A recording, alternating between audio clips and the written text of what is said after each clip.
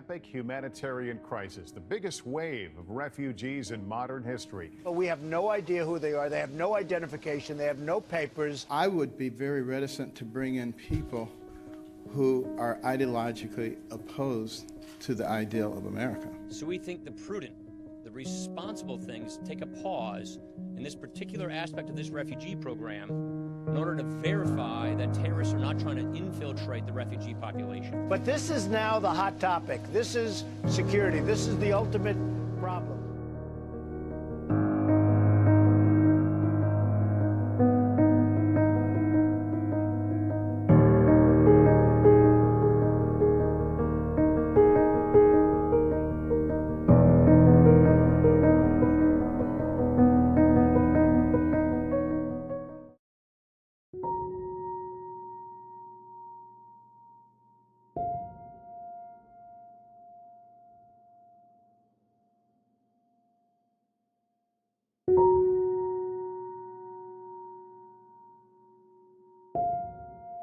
My name is Tito Momen, born in Nigeria, raised up in the Middle East. I live in Syria, Lebanon, and Egypt. My favorite food is rice and mutton. What's mutton? Sheep. My childhood is all about schooling. Yeah, a lot of schooling, no more sleeping, 7 days a week. Well, as a child, I longed to be a pilot and civil engineer. That was my dream. I'm gentle, I'm serious, and kind.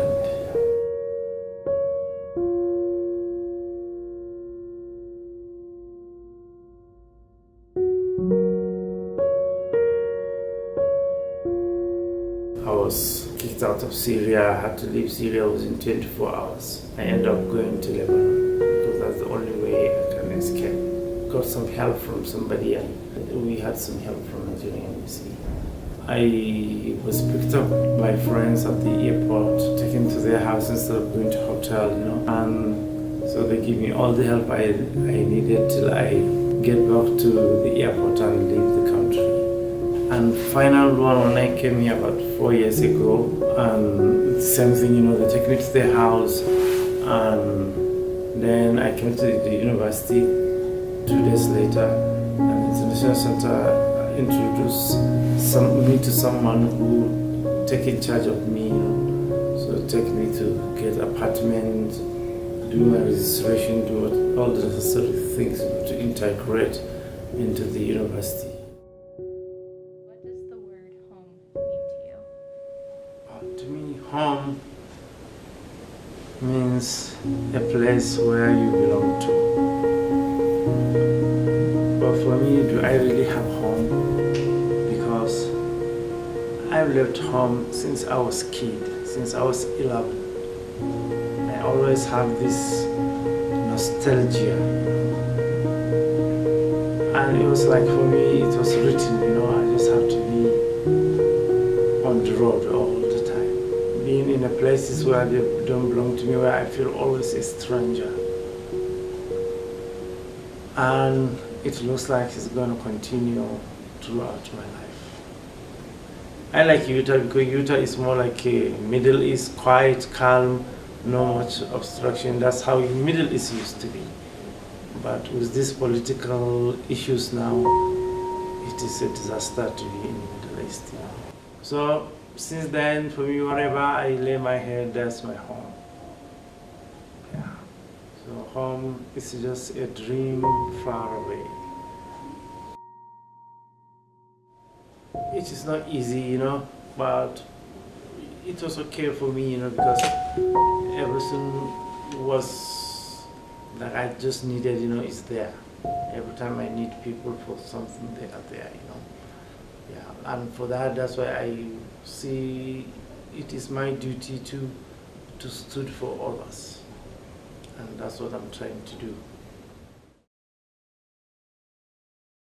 My name is David Sejinja. I'm from Uganda in a small village called Bira, and I've been living here for 15 years in the US. I work at Utah Valley University as an academic advisor for the Multicultural Center, and then at the same time I teach history and political science.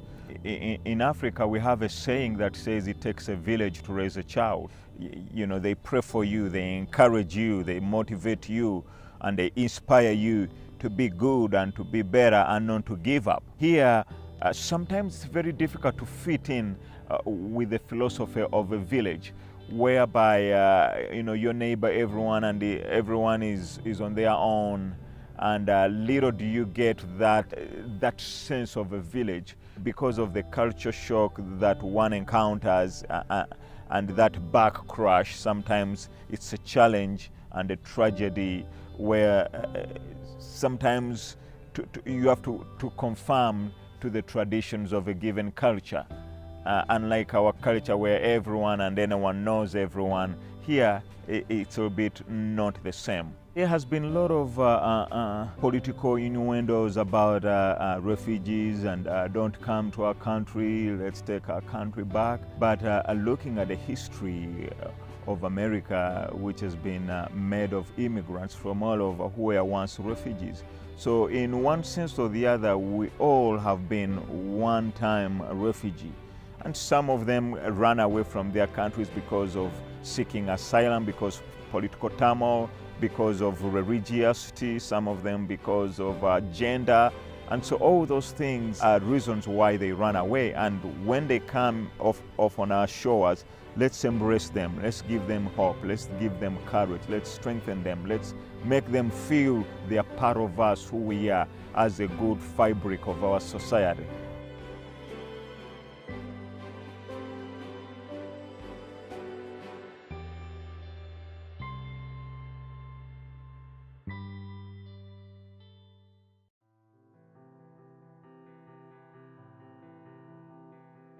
I'm John Purnell, founder of the Refugee Action Network here in Provo, Utah.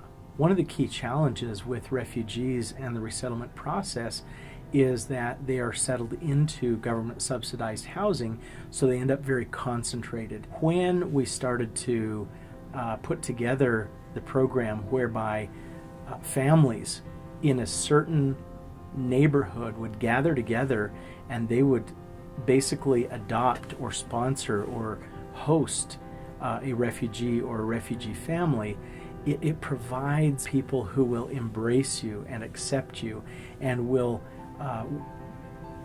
have your best interests in mind. Refugees need to be surrounded by those of the local culture, and that way they can truly be integrated. Does that mean that there won't be challenges or hardships or difficulties or misunderstandings?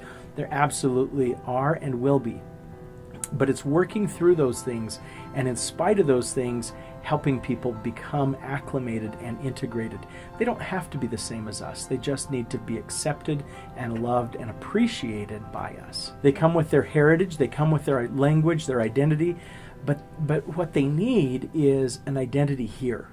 They need a community here. The key to helping someone become acclimated is having not just one friend, but a network of friends. For some, they may need a very basic level of introduction to the American way of life, such as how do I do any banking, how do I do any, how do I get around, how do I get my kids into school, how do I obtain health care.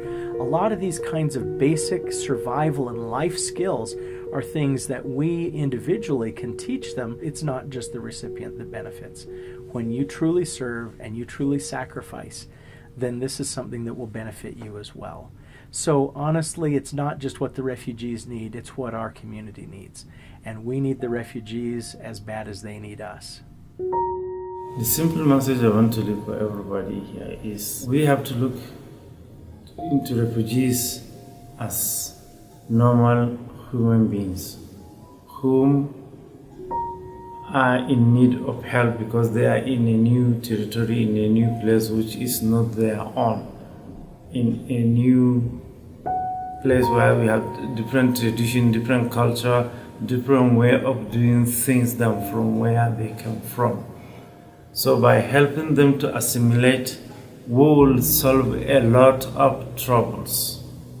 Because if you can help those in your neighbors and they become a good citizen, there will be peace in your community and development. My message: be kind and be nice, and it will pay a lot.